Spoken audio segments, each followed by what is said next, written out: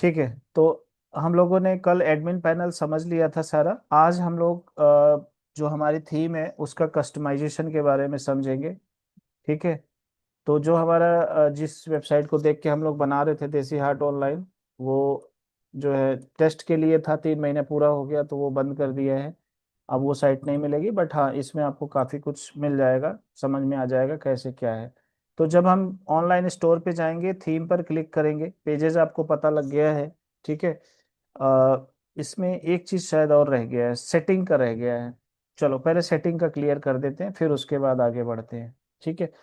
तो सेटिंग में क्या है, जब आप जाओगे तो सबसे पहले जैसे आप जनरल पे चले गए, जनरल पे गए, आपका स्टोर का नाम, बिलिंग एड्रेस, जब भी कोई ऑर्डर करेगा तो उसको कौन सी किस एड्रेस पे बिलिंग होनी चाहिए, क्या आपका जीएसटी नंबर क्या है, कंपनी का नाम क्या है, वो सारी इन्फॉर्मेशन आपको डालना पड़ेगा पहले से जाके। जब भी कोई ऑर्डर आए तो उसको, जब आपके कस्टमर को जब बिल मिले तो उसको आपका एड्रेस, नाम, पता सब क्लियर होना चाहिए। ठीक है।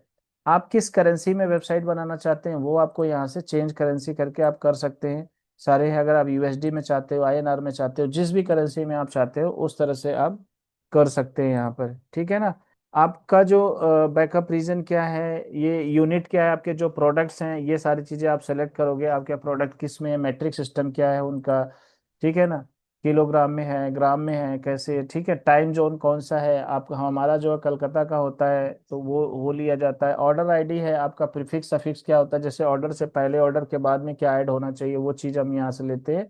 फिर होता है after an order has been paid, जब ऑर्डर आ जाता है तो ऑटोमेटिक फुलफिल करना है या उसको जो है आप मैन्युअली करेंगे। तो ऑटोमेटिक फुलफिल का मतलब होता है कि वो जैसे कोई डिजिटल प्रोडक्ट होता है, कोई फाइल हो गई या कोई कोर्स वगैरह आप सेल कर रहे हो, तो वहां पर ऑटोमेटिक फुलफिल होता है, जैसे उसने पैसा दिया ऑटोमेटिक क्लोज हो गया।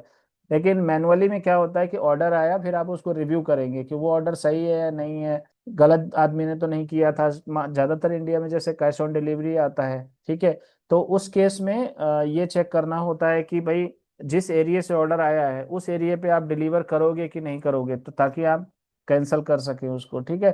तो इसलिए हम don't fulfil any of the orders line item automatically, सब चीज मैनुअल रखेंगे। ऑर्डर फुलफिलमेंट, फुलफिलमेंट का मतलब क्या होता है, ऑर्डर को पैक करने से लेकर ऑर्डर को भेजने तक की प्रक्रिया को फुलफिलमेंट बोलते हैं।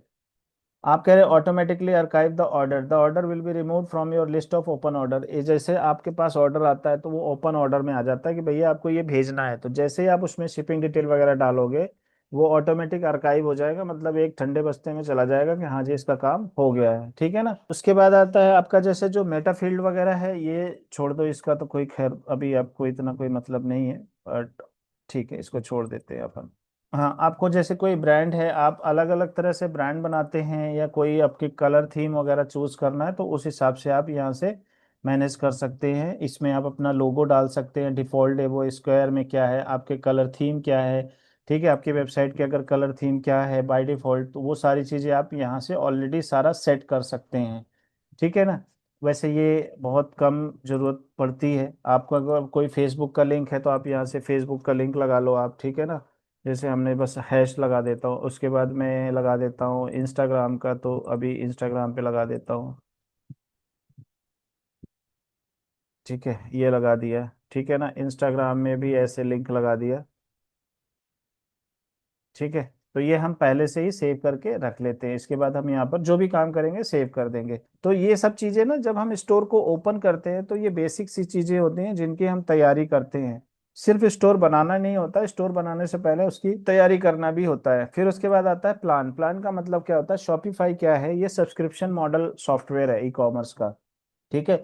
ये कहता है कि आप मुझे, मेरे पास अलग अलग प्लान है, कौन से प्लान में आप जाना चाहते हो। तो अभी जैसे मेरा है क्या, मैं शॉपिफाई पार्टनर हूँ, तो मैं चाहे जितने स्टोर बना लूँ, चाहे जितने तक उसको ओपन करके रखूँ, कोई ट्रायल पीरियड का चक्कर नहीं होता है।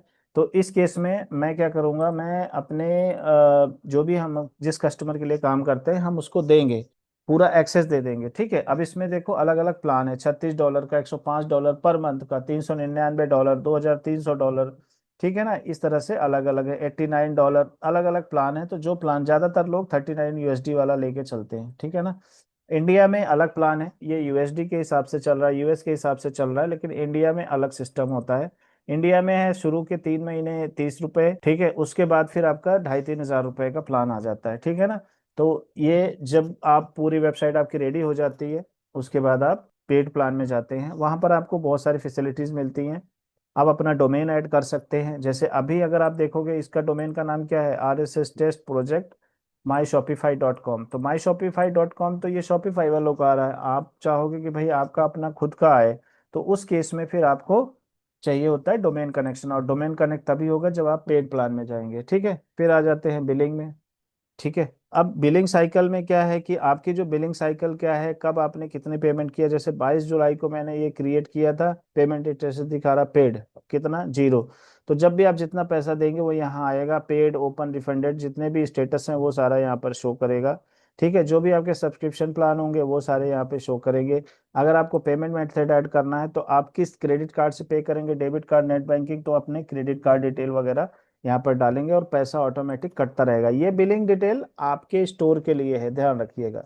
फिर इसके बाद आ जाता है users and permission. User and permission का मतलब क्या होता है, जैसे अभी मैं इस स्टोर का ऑनर मैं हूँ, अगर मुझे किसी और को देना है तो मैं ट्रांसफर ओनरशिप पे क्लिक करूंगा, उसकी ईमेल आईडी, नाम और ये सारी चीजें डालूंगा, और उसके बाद उसको भेज दूंगा। तो जब वो एक्सेप्ट करेगा तो वो भी ऑनर रहेगा, मैं भी ऑनर रहूंगा, फिर मैं चाहूंगा तो उसको कभी भी रिमूव कर सकता हूँ। उसके बाद है, जैसे मेरी कंपनी में 4-5 लोग काम कर रहे हैं, मैं ऐसे 15 लोगों को ऐड कर सकता हूँ शुरू इनिशियल स्टेज में, ठीक है। तो इसमें जैसे मैंने ऐड स्टाफ पे क्लिक किया, नाम, ईमेल, ये, अब मैं उनको क्या बोलता हूँ, जितने भी हमारे एडमिन पैनल में आ रहे हैं, हम उनको यहाँ पर जो जो चेक करके देंगे वही वही चीज वो एक्सेस कर पाएंगे, ठीक है। बाकी की चीजें कोई भी वो देख नहीं पाए, सारी चीज करना चाहता हूँ तो सारी परमिशन दे देंगे उनको, और पूरी वेबसाइट वो हैंडल कर पाएंगे। तो ये हो गया अपने स्टाफ को परमिशन देना। कहने का मतलब ये है कि अगर किसी का काम पैकिंग का है तो वो सिर्फ पैकिंग वाले डिपार्टमेंट में ही रहे ना, बिलिंग डिपार्टमेंट में क्यों जाएगा वो। अगर आप चाहते हो कि नहीं ये बंदा पूरा मेरा सुपरवाइजर है, पूरी चीजें देखेगा, पैकिंग भी देख लेगा, सप्लाई भी देख लेगा, डिलीवरी भी देख लेगा, रिटर्न भी देख लेगा, रिफंड भी देख लेगा, तो उसको पूरा एक्सेस आपको देना पड़ेगा, या किसी को जैसे डेवलपमेंट के लिए दे रहे हो तो उसके लिए। इसके बाद आता है कोलैबोरेटर एक्सेस। कोलैबोरेटर एक्सेस का मतलब क्या होता है कि आप जैसे कोई वेबसाइट बनाना चाहता है, आपके कोड का एक्सेस, आपके पूरे एडमिन पैनल का एक्सेस, तो आपको आपको कोलैबोरेटर एक्सेस देना पड़ेगा। इसके हिसाब से आप जो है आपकी वेबसाइट मैनेज हो जाएगी। कोई भी तो या तो आप डायरेक्ट अपनी लॉगिन डिटेल देंगे उसको एडमिन पैनल का, या आप उसको कोलैबोरेटर एक्सेस देंगे तो उसके अकाउंट में आपकी इंफॉर्मेशन दिखाई देंगी, और फिर उसके बाद वो चेंजेस करेगा। यहाँ पर आप देख सकते हैं कब किसने लॉगिन किया, ठीक है, कौन कौन सी कंट्री से किया, सारी इंफॉर्मेशन आपको यहाँ पर मिलेगी। अब आ जाओ जी पेमेंट में।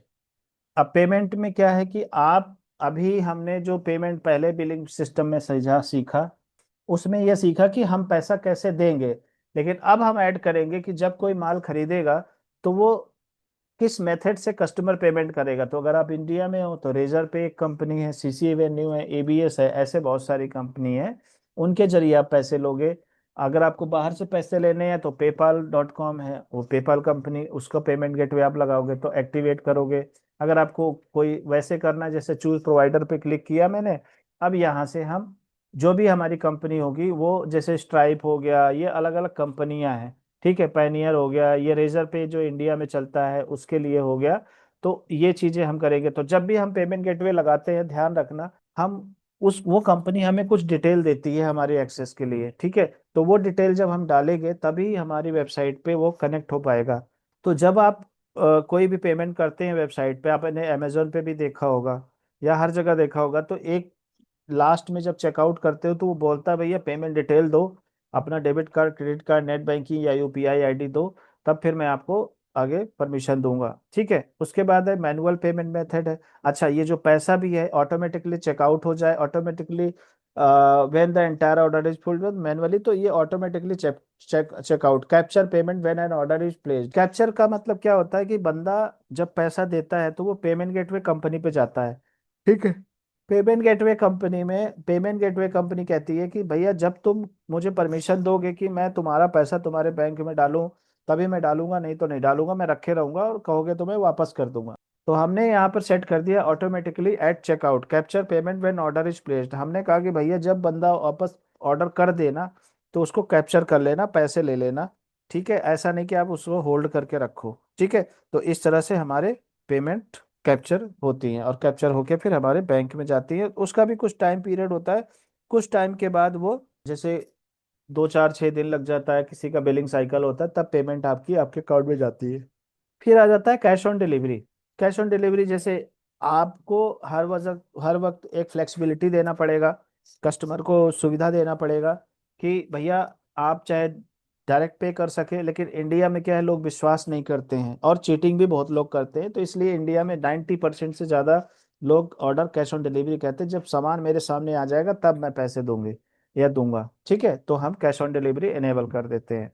ठीक है, तो इस तरह से हमारी चीजें आ जाती हैं। गिफ्ट कार्ड वगैरह है, आप चाहते हो गिफ्ट कार्ड से कोई पेमेंट देना चाहे तो वो दे सकता है। जैसे मान लो आपने कोई गिफ्ट कार्ड इशू किया, उसको अमेजन पे भेज दिया या फ्लिपकार्ट पे भेज दिया, वहां से कोई खरीदा और आया यहाँ पर, उसको यूज करके सामान खरीद सकता है। उसके बाद आता है एप्पल वैलेट प्रोसेस। जैसे आप वैलेट में पैसे डालते हो ना, इस तरह से एप्पल से भी लोग जो है परचेज करते हैं। तो अगर उनके वैलेट में पैसा है तो उसके जरिए भी ऑनलाइन शॉपिंग हो जाती है। पेटीएम और वगैरह से भी हो जाती है, फोन पे से, तो वो तो पेमेंट गेटवे कंपनी देती है, अदरवाइज उसका ऐप भी आता है। फिर आ जाओ जी चेकआउट।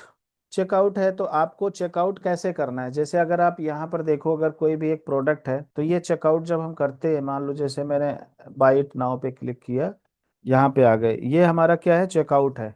ये चेकआउट पेज है। तो इसकी सेटिंग के लिए क्या किया है कि the contact method customer enter checkout will receive order shipping notification, मतलब वो जो शॉपिंग शिपिंग नोटिफिकेशन है वो कहाँ पे मिलेगा, फोन नंबर पे या ईमेल पे। तो ज्यादातर फोन है, इंडिया में ज्यादातर फोन चलता है, तो आपको फोन सिलेक्ट करना पड़ेगा। मतलब जैसे मैंने ऑर्डर किया, तो मुझे कहाँ पता लगेगा कि मेरा ऑर्डर कंफर्म हो गया कि नहीं हो गया। ठीक है, कौन इसको कहने का मतलब कब भेजेगा, कौन भेजेगा, वो सारी इन्फॉर्मेशन फोन पे व्हाट्सएप पे आएगी। ठीक है, ऑर्डर ट्रैकिंग के लिए एक नंबर चला जाएगा ऑटोमेटिक, आपको यहाँ से चेक करना पड़ेगा। तो ये वेबसाइट क्या करेगा, ऑर्डर ट्रैकिंग का लिंक ऑटोमेटिक मोबाइल पे भेज देगा। ठीक है, फिर इसके बाद आता है कि भाई आपको कौन कौन सी इन्फॉर्मेशन चाहिए। Only require last name. ठीक है, यहाँ पर देखो, अगर आप केवल लास्ट नेम कोई डाल देगा तब भी काम, देखो यहाँ first name optional, last name mandatory.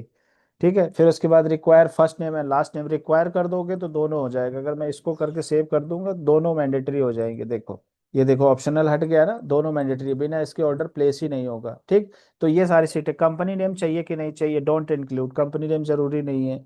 Address आपको कैसा चाहिए, ऑप्शनल है या क्या है, रिक्वायर्ड तो चाहिए। एड्रेस लाइन टू, एड्रेस में देखो 2 लाइन होती है। ठीक है, एक लाइन ये, एक लाइन ये, तो एक ऑप्शनल रखना होता है, मैंडेटरी नहीं रखना होता। शिपिंग एड्रेस में फोन नंबर चाहिए कि नहीं चाहिए, बिल्कुल शिपिंग एड्रेस में फोन नंबर चाहिए चाहिए, क्योंकि कल को अगर मान लो आपने शिप किया और कस्टमर ने फोन नंबर नहीं दिया तो शिपिंग वाला फोन ही नहीं कर पाएगा, इसलिए शिपिंग नंबर मैंडेटरी होता है।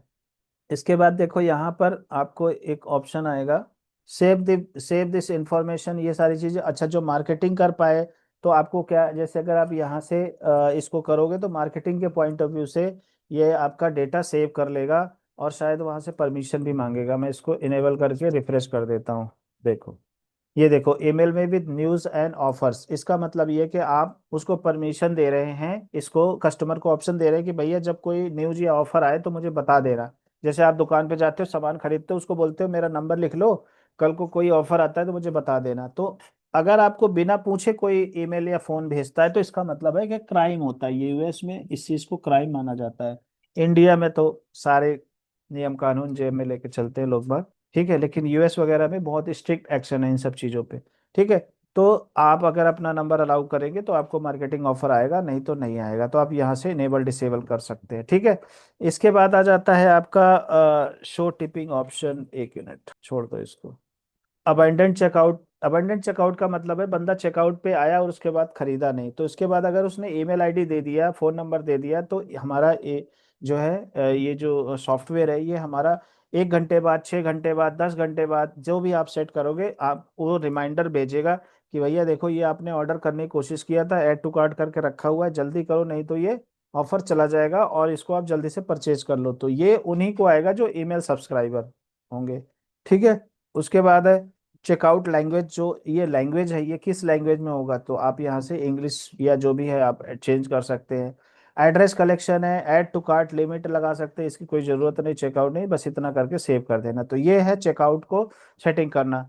तो अभी आपने जो ये सत्यनारायण भगवान की कथा सुनी है बड़े ध्यान से, इसको अच्छे से देखना और समझना। बाकी जब कस्टमर की रिक्वायरमेंट होती है ना, वो अलग अलग होती है। कभी भी सारी सेटिंग हर कस्टमर के लिए नहीं अप्लाई होती है।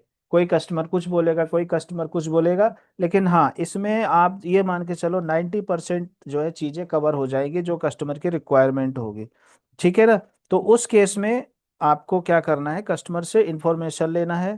ठीक है, जैसे उसके रिक्वायरमेंट होगी उसके हिसाब से आप काम करोगे। नेक्स्ट है कस्टमर अकाउंट्स। इसको डिस्कार्ड कर देते हैं। ये बहुत इंपॉर्टेंट चीजें हैं, ये सब जानना बहुत जरूरी होता है। ठीक है। कस्टमर अकाउंट्स आपको, कस्टमर अकाउंट में क्या चीजें हैं, छोड़ दो इसको, इसको छोड़ दो, ऐसे इसको छेड़ना ही नहीं। शिपिंग एंड डिलीवरी में आ जाओ। शिपिंग एंड डिलीवरी बहुत इंपॉर्टेंट होती है कि आपको क्या प्राइस रखना है, शिपिंग की कॉस्ट। वैसे इंडिया में शिपिंग कॉस्ट इंक्लूडेड होती है। आप चाहते हो कि अलग प्रोडक्ट के लिए अलग शिपिंग प्राइस हो, आप यहाँ से रूल सेट कर सकते हो। आप चाहते हो इंडिया में जैसे हमने सेट किया भाई फ्री है, ठीक है, आप यहाँ चाहते हो अलग अलग उसके लिए फ्लैट प्राइस डालना चाहते हो, तो आप यहाँ से शिपिंग प्राइस सेट कर सकते हो। अभी शिपिंग रेट फ्री है, तो वैसे फ्री रखना। अगर आपको पैसा रखना है तो आप लगा सकते हो कि भैया इस शहर के लिए इतनी शिपिंग प्राइस, इस शहर के लिए अलग इतनी शिपिंग प्राइस। लेकिन फिर से मैं बोलूंगा, इंडिया में शिपिंग प्राइस अगर आपने ऐड कर दिया और प्रीपेड ऑर्डर मांगने की कोशिश करी तो आपकी दुकान हो जाएगी बंद। तो हमेशा शिपिंग फ्री रखो, उसकी कॉस्ट जो है आप अपने प्रोडक्ट में ऐड करके रखो, शिपिंग की हो या चाहे दूसरे की हो, क्या बोलते हैं वो अपना पैकिंग वगैरह की। ठीक है। और टैक्स भी नहीं आपको अलग से चार्ज करना, टैक्स भी आपको जेब से ही देना है। ठीक है। फिर आ जाओ जी टैक्स एंड ड्यूटीज में। यहाँ पे भी है, आपको अगर टैक्स अलग से लेना है तो आप चेंज लगा सकते हो, अदरवाइज नहीं। तो जैसे इंडिया में अलग, आप मान लो एक ही स्टोर से पूरे वर्ल्ड वाइड बेच रहे हो, तो हर कंट्री का अलग अलग टैक्सेशन सिस्टम होता है। तो उसके हिसाब से आपको टैक्सेशन सिस्टम की कॉन्फ़िगरेशन करनी पड़ेगी। तो अगर आप इंडिया की बात करो तो इंडिया में ज़्यादातर जो भी आपका प्रोडक्ट है वो किस टैक्सेशन के अंतर्गत आता है, ठीक है ना। तो आप हर स्टेट में तो खैर अब आईजीएसटी सीजीएसटी ही चलेगा। अगर हम सेम स्टेट में काम कर रहे हैं तो आपका एसजीएसटी आता है, और दो अदर स्टेट में आईजीएसटी आता है। ठीक है ना। अ, इस तरह से आपको करना। तो ज़्यादातर आप 18% ही होता है, लेकिन हर प्रोडक्ट का अलग अलग स्लैब होता है, उसके हिसाब से कर लेना। हालांकि मुझे इतनी ज़्यादा टैक्स की नॉलेज नहीं है, बट फिर भी आपको ये देखना पड़ेगा कि आपका जो प्रोडक्ट है किस टैक्स स्लैब में आता है। ठीक है ना। फिर उसके बाद आता है लोकेशन। और ये चीज़ आपको डिसाइड करना पड़ेगा कि इसमें देखते हैं ऑप्शन है कि नहीं है, कि शायद वो प्रोडक्ट जब हम ऐड करते हैं तब आता है कि टैक्स जो है आपका इंक्लूड होगा या एक्सक्लूड होगा। इंक्लूड होगा तो टैक्स उसी में होगा, आपको जेब से भरना पड़ेगा। अगर आपने ये गलती कर दी, आप जब प्रोडक्ट की प्राइस सेट किया आपने, ठीक है, जैसे मान लो आप 50 रुपए में लेके आ रहे हो, 100 रुपए में बेच रहे हो, लेकिन आपने शिपिंग का खर्चा नहीं जोड़ा, आपने टैक्स का खर्चा नहीं जोड़ा, रिटर्न का खर्चा नहीं जोड़ा। क्योंकि अगर आपने 10 ऑर्डर बेचा, 10 प्रोडक्ट आपने बेचा, तो दो तीन तो और वापस आना ही आना है। कभी कभी ऑर्डर कैंसिल हो जाएगा, कभी कस्टमर वापस कर देगा, कभी एड्रेस गलत होगा, तो इस तरह की दिक्कतें आती हैं। ठीक है। अब लोकेशन है, आप किस जगह पे इसको अपना प्रोडक्ट भेजना चाहते हो, तो आप यहाँ पे लोकेशन सेट कर सकते हो। ठीक है। आपके शॉप की लोकेशन क्या है वो आप सेट कर दो, कहाँ से आएगा, कहाँ से आपका माल जाएगा। उसके बाद है कौन कौन से एरिया में आप डिलीवर करोगे। अगर किसी एरिया में आप डिलीवर नहीं करोगे तो वो भी आप कर सकते हो। लोकल डिलीवरी करनी है जो आपके आसपास हो, वो भी आप यहाँ से इनेबल कर सकते हैं, ताकि बंदा जो है सेलेक्ट कर सके कि हाँ जी ये लोकल डिलीवरी है। तो लोकल डिलीवरी का कॉस्ट अलग होगा, ओरिजिनल का अलग होगा, पूरे कंट्री लेवल के हिसाब से अलग होगा। ठीक है ना। अगर आप किसी कंट्री में नहीं चाहते हो तो आप यहाँ से इसको डिनाई कर सकते हो कि नहीं जी हम इस कंट्री में नहीं करना चाहते हैं। ठीक है। तो ये हमारा टैक्सेशन का हो गया, लोकेशन का हो गया, कहाँ चला गया, लोकेशन पे आ गए। ठीक है। इसके बाद आ जा जो एप्स एंड सेल्स पे channel. Apps and sales channel का मतलब क्या होता है, जैसे आपको फेसबुक पे भी माल बेचना है, गूगल पे भी बेचना है, तो आप यहाँ से शॉपिफाई ऐप स्टोर से उन सबके प्लेटफॉर्म को कनेक्ट कर सकते हैं, मतलब सिंक हो जाएगा। आपके सारे प्रोडक्ट गूगल पे भी चले जाएंगे, आपके सारे प्रोडक्ट फेसबुक पे चले जाएंगे, बस आपको वहाँ ऐड चला के माल को बेचना है। ठीक है ना। तो जैसे अगर हम यहाँ पर सर्च मारते हैं, जैसे मान लो हमने कोई सर्च मारा, सपोज बेडशीट, ठीक है, तो हमारे पास आया और मैं शॉपिंग पे आ जाता हूँ। ठीक है। तो ये शॉपिंग, ये गूगल का कोई प्रोडक्ट नहीं है, ये सारा हमारा ऑटोमेटिक आ रहा है सिंक होके, ठीक है ना, ये सारा सिंक होके आ रहा है। तो जब हम यहाँ पर गूगल शॉपिंग ऐड करेंगे, गूगल ऐप इसमें अब क्या है, मेरा ट्रायल वर्जन है तो शायद नहीं आएगा। तो यहाँ से अगर हमें गूगल का या यूट्यूब का उठाना है, फेसबुक का लेना है, तो आपको यहाँ पर मिल जाएगा। जैसे मैंने गूगल शॉप लिया है, गूगल शॉपिंग फीड, ठीक है। तो गूगल शॉपिंग फीड हम इसका ऐप करेंगे तो सारे प्रोडक्ट हमारे गूगल शॉपिंग के जरिए गूगल पे चले जाएंगे। तो वो हमें सेटिंग करना पड़ता है, ठीक है, गूगल मर्चेंट सेंटर होता है उसके हिसाब से। और ऐसे ही फेसबुक का है, आप फेसबुक के जरिए भी कर सकते हैं, ठीक है, उसका भी कैटलॉग बन जाता है। तो अलग अलग स्टोर आते हैं, आप एक जगह प्रोडक्ट ऐड करेंगे, सब जगह अपने आप चला जाएगा। फिर आता है डोमेन ऐड करना, ठीक है। जैसे मान लो आपका कोई, अभी तो आप टेम्परेरी डोमेन यूज कर रहे हैं, अब कल को आप दूसरा डोमेन अपना ऐड करना चाहते हैं, तो उसके लिए ये कुछ डिटेल देगा आपको। और वो डिटेल आपको, जैसे ये देखो इसने बोला कि ये सारी डिटेल आप अपने होस्टिंग डिटेल में डाल दो या डोमेन पैनल में डालो, तो मैं आपका डोमेन कनेक्ट कर दूंगा, लेकिन उसके लिए पेड प्लान होना चाहिए, ठीक है। तो यहाँ से हम लोग डोमेन का कंट्रोल पैनल सेट करते हैं। फिर उसके बाद आता है कस्टमर इवेंट, इसको छोड़ दो, इसका कोई मतलब नहीं है। हाँ, इसमें ये है कि अगर आपको पिक्सल कोड वगैरह है, जैसे हम जब कल को ऐड वगैरह चलाते हैं तो हम कस्टम पिक्सल वगैरह ऐड कर सकते हैं, वो जब एडवर्टाइजमेंट का हम सीखेंगे तो उस समय आ जाएगा। नोटिफिकेशन है, कस्टमर को क्या ऑर्डर करना है, कस्टमर को जो नोटिफिकेशन करना है, ऑर्डर के समय में क्या करना है, ड्राफ्ट क्या करना है, शिपिंग का इंफॉर्मेशन है, शिप हो जाए तो क्या करना है। तो जैसे आप यहाँ पर जाओगे आपको पूरा कंटेंट मिलेगा, आप चाहो तो इसको चेंज कर सकते हो, देखो। तो उसके मेल पे कैसे दिखेगा वो पूरा आप एडिट कोड करके, HTML CSS अगर आपको आता है तो यहाँ से एडिट कोड करके आप कर सकते हैं, ठीक है ना। तो ये हो गया नोटिफिकेशन। तो ये नोटिफिकेशन के सेक्शन में सारे नोटिफिकेशन है। कल को कोई बोले तो आप यहाँ पर जाके उसको चेंज कर सकते हैं, थोड़ा बहुत जो भी नाम चेंज करना हो, नाम की जगह पे मान लो लोगो लगाना हो नाम की जगह पे, वो सारी चीजें। फिर इसके बाद मेटा फील्ड छोड़ दो, लैंग्वेज पे आ जाओ। लैंग्वेज में वही है, जिस लैंग्वेज में आपका स्टोर है, जैसे बाय डिफॉल्ट तो इंग्लिश है, अगर आपको हिंदी में बनाना है, उर्दू में बनाना है, जैसे अरेबियन कंट्री वाले ज़्यादातर उर्दू में चाहिए होता है, स्पेनिश में बनाना है, जर्मन में बनाना है, फ्रेंच में बनाना है, तो आप यहाँ से अपना लैंग्वेज चूज कर सकते हैं, ठीक है। फिर उसके बाद आता है कस्टमर प्राइवेसी। तो इसमें क्या होता है कि कुछ ये बाय डिफॉल्ट चीज़ें देता है जो आपको इनेबल करना होता है, और ये मैंडेटरी भी होता है, तो आपको ये सारे पेज क्रिएट करने पड़ते हैं। ये आपको ऑटोमेटिक पेज दे देता है, और ये सारे देखो ये कंटेंट दे दिया इसने बना के, आपको यहाँ से सबमिट करना है और अपने पेज में डालना है और लिंक करना है। बिना इसके प्रॉब्लम हो जाती है ऐड चलाने में ज़्यादातर, ठीक है ना। इसके बाद आ जाओ जी, पॉलिसीज है, इसमें भी आपको कुछ पेजेस मिलेंगे, ठीक है। ये देखो, return policy, privacy policy, terms and condition. तो जब भी कोई ई कॉमर्स की वेबसाइट होती है उन सब में ये सारे पेज मैंडेटरी होते ही होते हैं, ठीक है ना। तो ये हमारा बेसिक चीज हो गया जो सेटिंग का ऑप्शन है, और इस तरह से ये चीजें हमारी सारी कंप्लीट हो जाती है, ठीक है ना। हमें पता लग जाता है कि हाँ जी हमारे पास कौन सी सेटिंग कहाँ पर है, क्या कैसे करना है। यहाँ थीम का आपको हमने बता ही दिया था, तो ये सारा हमारा एडमिन पैनल कंप्लीट हो जाता है, ठीक है। अब चलते हैं, जैसे हमारी थीम है, अब थीम को अगर हमें कस्टमाइज करना है तो उसको कैसे करेंगे, ठीक है। तो कैसे करेंगे, आप थीम पे जाओगे, आप चाहो तो जो बाय डिफॉल्ट थीम है ये आप इसी को डिजाइन कर लो, या अगर आपको अपनी थीम खरीदनी है, जैसे आपने कोई परचेज कर रखी है थीम, या आपको बनानी है, तो आप इसी को डुप्लीकेट कर लो और इसी में चेंज कर लो। या आपको अपलोड करना है तो आप अपलोड कर लो, यहाँ से चले गए अपना upload zip file, theme upload कर लो। मेरे पास पेड थीम है, मैं किसी दिन आपको उसको भी अपलोड करके चेक करा दूंगा। बाय डिफॉल्ट वेबसाइट 2 मिनट में बन के आ जाएगी आपके सामने। फिर बस आपको सेटिंग करनी होगी जैसे कस्टमर चाहिए। ई कॉमर्स भी ना, वेबसाइट बनाना बहुत आसान है। ई कॉमर्स में प्रॉब्लम कहाँ आती है, आपकी प्रोडक्ट फोटोग्राफी में बैनर बनाना हुआ, प्लस में आपको जैसे कुछ आपको फिल्टर वगैरह लगाना हो, जैसे प्राइसिंग का हो गया, ठीक है, और ब्रांड का हो गया, इसमें थोड़ी सी दिक्कत आती है। और ज़्यादा कोई दिक्कत होती नहीं ई कॉमर्स में, और सबसे ज़्यादा होता है प्रोडक्ट को मैनेज करने में, कि आपका प्रोडक्ट का डिटेल पेज इस तरह से हो कि बंदा आए तो उसको सारी इन्फॉर्मेशन मिले और समझ में आए, और वो उसको परचेज करे, ठीक है।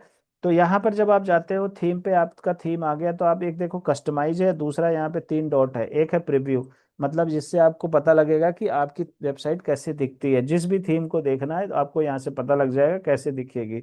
उसके बाद है आपका, आपको रिनेम करना है तो आप यहाँ से इसका नाम रिनेम कर सकते हो, ठीक है, नाम ही चेंज कर लो। डुप्लीकेट करना है तो इसी थीम को आप यहाँ से डुप्लीकेट कर लो, डाउनलोड करना है तो डाउनलोड, एडिट कोड करना है तो जितनी भी थीम है, देखो एडिट कोड पे क्लिक किया अगर एडिट कोड पे, तो हमारे को ई कॉमर्स की जितनी फाइलें हैं जितने सेक्शन है सब आ गया।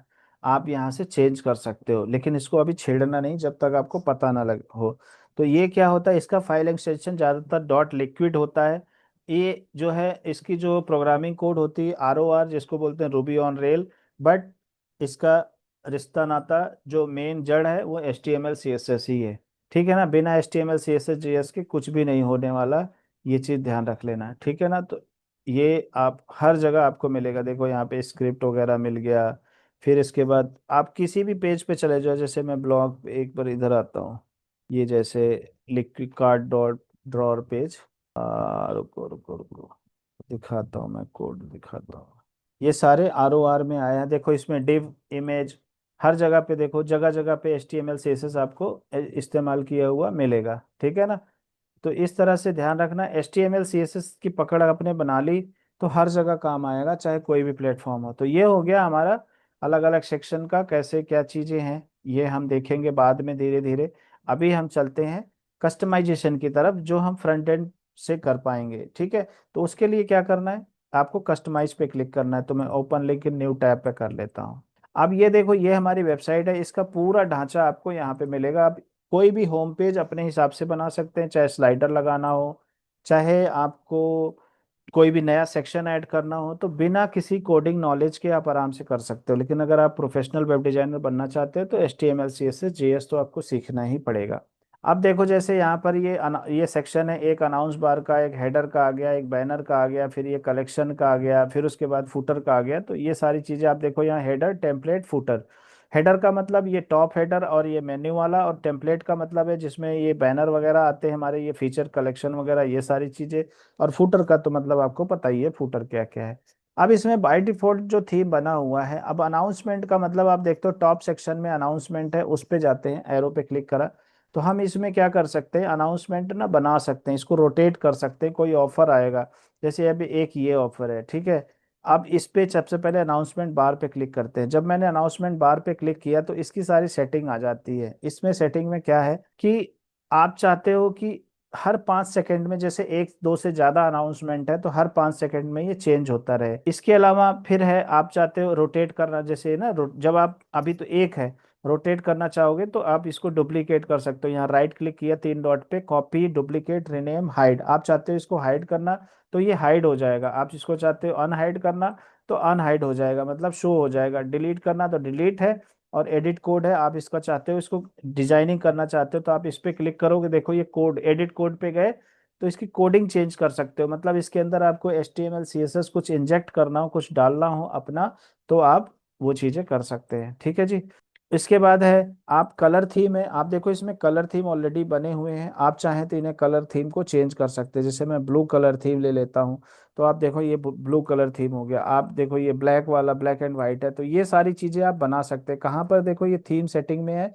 अभी हम चल के आगे सीखेंगे तो हम अपना कलर थीम बना सकते हैं। जैसे एक बार क्लिक किया, ब्लू क्लिक किया, तो पूरी वेबसाइट ना ब्लू कलर थीम में आ जाएगी, ठीक है ना। अगर हम ब्लैक करेंगे तो ब्लैक में आ जाएगी, और व्हाइट वाले में करेंगे तो व्हाइट वाले में आ जाएगी। पहले वापस चलते हैं जहाँ थे, यहीं पर आ जाते हैं, इसको हम व्हाइट वाला रखते हैं जैसे। तो यहाँ से आप पूरा चेंज कर सकते हैं। इसके बाद देखो, इसके बाद आप देखोगे यहाँ पर एक लाइन आ रही है, ये लाइन अगर मुझे हटानी हो तो हम यहाँ से सेपरेट लाइन हटा देते हैं, सेपरेटर लाइन, तो ये लाइन हट जाएगी। अगर मुझे इसी को हटाना है तो आप यहाँ से हटा सकते हैं, ठीक है ना। सोशल मीडिया आइकन दिखाना है तो हम आइकन दिखा सकते हैं। अगर हमें कंट्री रीजन सिलेक्शन दिखाना है, जो ये थीम थीम की भी सेटिंग होती है, ये हमें करना होता है। जैसे आपने देखा होगा कि भाई लैंग्वेज सेलेक्ट कर ले बंदा, टॉप पे आ जाता है, सोशल मीडिया आइकन आ जाते हैं, वो सारी चीजें हम लोग लगा के देखेंगे, ऑप्शन यहीं पर है, ठीक है। थीम सेटिंग है, अगर आपको कुछ जैसे लिंक लगाना हो तो हमने यहाँ पर लिंक लगा दिया दो। तो इस तरह से आपके आइकन्स आ जाएंगे, जैसे हमने वर्डप्रेस में सीखा था, ठीक है। वापस चलते हैं, ये अनाउंसमेंट बार हो गया। हेडर सेक्शन पे आ जाते हैं, हेडर सेक्शन ये है हमारा। अब अनाउंसमेंट बार अगर हमें हाइड भी करना है ना, तो हम यहाँ से देखो ये आई है, इस पे क्लिक कर देंगे तो ये हाइड हो जाएगा। देखो ये सोशल मीडिया आइकन भी हमारा आ गया है यहाँ पर, ये देखो ये आ गया जो हम चाहते थे, ठीक है ना। तो ये अगर हमें बिल्कुल हटाना हो तो हम पूरे सेक्शन को ही हटाना हो तो अब देखो अगर इसके अंदर डुप्लीकेट करना है तो हम इसको डुप्लीकेट कर लेंगे। अब इसको मैं हटा देता हूँ, ये देखो ये हट गया, ठीक है। इसके बाद आ जाओ हेडर पे। हेडर पे जब आपने क्लिक किया, अब देखो यहाँ पर क्या आ रहा है, लोगो आ रहा है, फिर नेविगेशन सेंटर में, फिर इधर आइकन आ रहे हैं। हम चाहते हैं कि नहीं जी, टॉप लेफ्ट में आना चाहिए। तो देखो ये हमारा नेविगेशन नीचे आ जाएगा, ये टॉप में आ गया और लेफ्ट में आ गया। ठीक है, अगर आप चाहते हो ये मोबाइल नंबर छोड़ इसी का टॉप सेंटर में, तो टॉप सेंटर में आ जाएगा इस तरह से। तो यहाँ पर आप अपना हेडर अपने हिसाब से आप डिजाइन कर सकते हैं। देखो ये वाला क्या है, मिडिल सेंटर में, मतलब लोगो इधर रहेगा। अगर मैं इसको कर लेता हूँ तो इस तरह से आप हेडर अपने आप बना सकते हैं। ठीक, देखो कितना प्यारा बन गया। इसके बाद है मोबाइल मेन्यू। अगर आप मोबाइल की बात करें, देखो इसमें भी एलिमेंटर की तरह ये मोबाइल व्यू है। आप चाहते हो कि भाई इसको ये, अभी देखो ये लेफ्ट में है, हम चाहते हैं सेंटर में, तो देखो ये हमारा सेंटर में आ जाता है लोगो। ठीक है, हमारा ये लेफ्ट में है तो लोगो भी लेफ्ट में आ जाएगा। इसके बाद आ जाता है मेन मेन्यू। आपको इसको चेंज करना हो, जो हमने मेन मेन्यू बनाया है, तो यहाँ पर क्लिक करने के बाद जो दिख रहा है, इसके लिए आपको क्या देखना है, ड्रॉप डाउन देना है मेगा मेन्यू। तो पहले इसको डेस्कटॉप पे जाते हैं। तो डेस्कटॉप पे अगर हम बात करेंगे मेन्यू में, देखो अभी हम क्लिक करते हैं तब आता है ड्रॉप डाउन। अगर हम चाहते हैं इसको मेगा मेन्यू बनाना, तो देखो ये मेगा मेन्यू बन जाएगा। ये देखो इस तरह से अपने आप मेगा मेन्यू बन जाएगा। तो हम इसकी सेटिंग भी बाद में कर सकते हैं। ठीक है, अभी मैं इसको क्या करता हूँ, टॉप सेंटर कर देता हूँ जैसे पहले था, 1 मिनट, मिडिल लेफ्ट। ठीक है, तो हम क्या करेंगे, इसको मेगा मेन्यू करेंगे। ड्रॉअर मेन्यू बनाना है तो ड्रॉअर मेन्यू बनाएंगे। देखो ये इस तरह से ड्रॉअर मेन्यू बन के आ गया अपने आप। ठीक है ना। अब इसके बाद है, आपको चाहिए भाई इसको, तो मैं वापस ले आ देता हूँ। फिर उसके बाद है, आपको चाहिए स्टिकी हेडर। अभी देखो अभी कुछ भी नहीं है, लेकिन अगर मैं चाहता हूँ ऑन स्क्रॉल, अगर हम स्क्रॉल करें और ऊपर जाएं तब स्टिकी आए, नहीं तो नहीं आए। देखो ये ऑन स्क्रॉल अप। इसके बाद अगर मैं चाहता हूँ कि बाय डिफॉल्ट सारे में हमेशा स्टिकी रहे, तो ये देखो ये हमेशा स्टिकी रहेगा। आप देखोगे वर्डप्रेस से ज्यादा आसान नजर आ रहा होगा ये वेबसाइट बनाने में। ठीक है, इंटरेस्टिंग लग रहा है कि नहीं लग रहा है। फिर ऑलवेज रिड्यूस ऑल लोगो साइज। जैसे मान लो लोगो आपका बहुत बड़ा है, आप चाहते हो कि जब ऊपर जाए तो छोटा हो जाए, तो अभी तो यहाँ पता नहीं लगेगा कि लोगो है ही नहीं। तो जब आप स्क्रॉल करोगे तो लोगो आपका छोटा हो जाएगा अगर बड़ा होगा। ठीक है, तो अब इसको मैं नन कर देता हूँ, बस इतना समझ लो। अब इसके बाद देखो इसके अंदर भी ना सेपरेटर लाइन लगी हुई है, यहाँ पर भी सेपरेटर लाइन है। अगर हमें नहीं चाहिए तो हम हटा देते हैं। फिर है कलर थीम, आपको कौन सा चाहिए। आप चाहते हो देखो इस तरह से डार्क कलर थीम चाहते हो तो आप ये चेंज कर लो। अगर आपको अपनी खुद की थीम चाहिए तो वो हम आगे सीखेंगे कैसे चेंज करना है। तो हम यहाँ से कलर थीम अपने हिसाब से बना सकते हैं या चेंज कर सकते हैं जैसा आप चाहो। ठीक है, मेन्यू का कलर थीम कैसे रखना है, अभी तो जैसे इस तरह से स्कीम 1 है। आप चाहते हो ब्लैक करना चाहते हो तो देखो ये ब्लैक हो गया। 1 मिनट, ओहो, यहाँ पर देखो ये ब्लैक वाले आ गए। ठीक है ना। आपको इसको चेंज करना है, पोजीशन वगैरह चेंज करना है तो कर सकते हो, नहीं तो ऐसे छोड़ दो। तो ये सारी चीजें हो गई। अगर आपको कंट्री रीजन जैसे जो मेन्यू वगैरह है, जैसे आप मोबाइल मेन्यू में देखना चाहते हैं, आप जैसे आप आपको इसमें देखो यहाँ पर आपको सोशल आइकन वगैरह नजर आ रहा होगा, कहाँ गया, ये देखो ये लॉगिन सोशल आइकन। तो ये सारी चीजें यहाँ पे लैंग्वेज सिलेक्टर, कंट्री सिलेक्टर, सारी चीजें आ जाएंगी आपको। ये आप यहाँ से सेट कर सकते हैं। कुछ कस्टम जैसे अब थीम में भी है, इसमें देखो जैसे हमारा ये कुछ सोशल आइकन लगे हुए हैं, ये सारी चीजें। प्लस में अगर आपको कस्टम सीएसएस लिखना है तो आप यहीं पे कस्टम सीएसएस डाल सकते हैं इसके अंदर। जैसे हम लोग वहाँ पर प्लगइन इंस्टॉल करते थे ना कस्टम क्वेरी के लिए अलग से, तो इसमें अलग से बना हुआ है, बस आपने अपनी सीएसएस को ऐड करनी है। ठीक है, तो ये हमारा हेडर का हो गया, अनाउंस बार का हो गया। बाकी का सेक्शन मैं कल कराऊंगा। आज के लिए इतना ही। ठीक है।